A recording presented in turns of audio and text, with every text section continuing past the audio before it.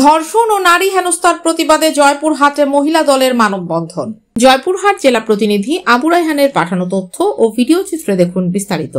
আসিয়া ধর্ষণ সহ দেশে নারীদের প্রতি সহিংসতা, নিপীড়ন, ধর্ষণ, অনলাইনে হেনস্থা এবং আইন শৃঙ্খলা পরিস্থিতির অবনতি ও বিচারহীনতার প্রতিবাদে জয়পুরহাটে জাতীয়তাবাদী মহিলা দলের উদ্যোগে মানববন্ধন কর্মসূচি পালিত হয়েছে।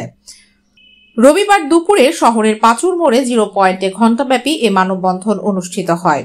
এ সময় বক্তব্য দেন বিএনপির রাজশাহী বিভাগীয় সহ সাংগঠনিক সম্পাদক ওবায়দুর রহমান চন্দন, জেলা মহিলা দলের সভাপতি পারভিন বানু রুলি, সাধারণ সম্পাদক জাহেদা কামাল, সহ সাধারণ সম্পাদক নাজমা খানম রূপালী, জেলা কৃষকদের আহ্বায়ক সেলিম রেজা ডিউক ও সদস্য সচিব মঞ্জুরে মাওলা পলাশ সহ অন্যান্যরা। বক্তারা বলেন, সম্প্রতি সারা দেশে যেভাবে ধর্ষণের ঘটনা বেড়েছে তা উদ্বেগজনক। এজন্য সরকারকে আরো কঠোর হতে হবে। দোষীদের দ্রুত আইনের আওতায় এনে বিচার নিশ্চিত করতে হবে। দোষীদের দ্রুত বিচার নিশ্চিত না হলে এর দায়ভার সরকারকেও নিতে হবে। এ সময় জেলা, উপজেলা ও পৌর মহিলা দল সহ বিভিন্ন পর্যায়ের নেতাকর্মীরা উপস্থিত ছিলেন।